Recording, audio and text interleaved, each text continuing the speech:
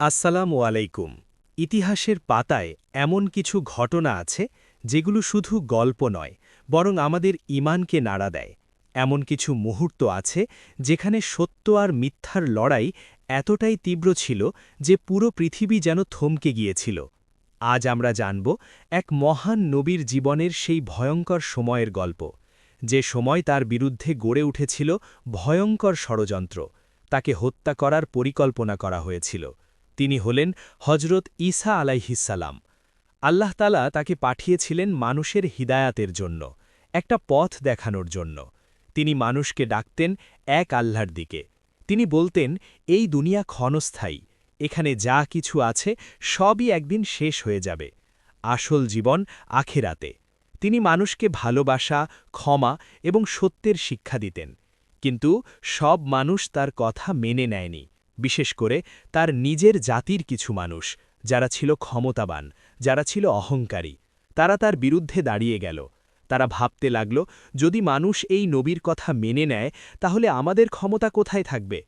এই ভয়, এই হিংসা ধীরে ধীরে তাদের অন্তরকে অন্ধ করে দিল।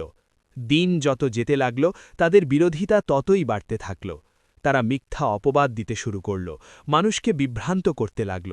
তারা বলতো, এই ব্যক্তি বিপজ্জনক, তার কথা শুনো না।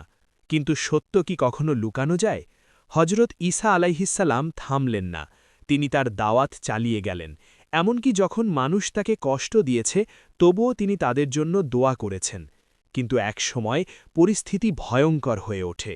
তারা সিদ্ধান্ত নেয়, এই নবীকে আর বেঁচে থাকতে দেওয়া যাবে না। রাতের অন্ধকারে গোপন বৈঠক বসে। একদল মানুষ চুপচাপ ভয়ঙ্কর পরিকল্পনা করছে। তাদের চোখে ঘৃণা, মনে প্রতিশোধ। তারা ঠিক করে কিভাবে তাকে ধরতে হবে, কিভাবে হত্যা করতে হবে। সব পরিকল্পনা তৈরি।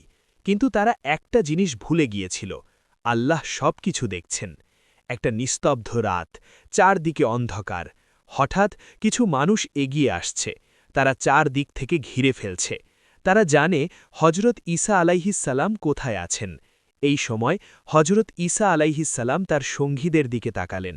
তার চোখে ছিল শান্তি, কিন্তু পরিস্থিতি ছিল ভয়ঙ্কর। তিনি বললেন, তোমাদের মধ্যে কে আমার মতো হয়ে যাবে এবং জান্নাত পাবে?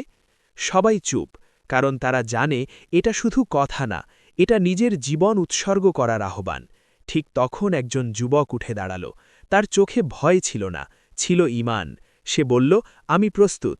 হজরত ঈসা আলাইহিসসালাম তাকে বসতে বললেন। আবার প্রশ্ন করলেন, ৩ বার, আর ৩ বারই সে দাঁড়িয়ে গেল। এই দৃশ্যটা ছিল অসাধারণ।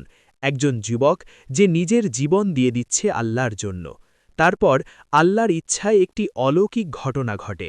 হজরত ঈসা আলাইহিসসালামের চেহারা সেই যুবকের সাথে মিলিয়ে দেওয়া হয়।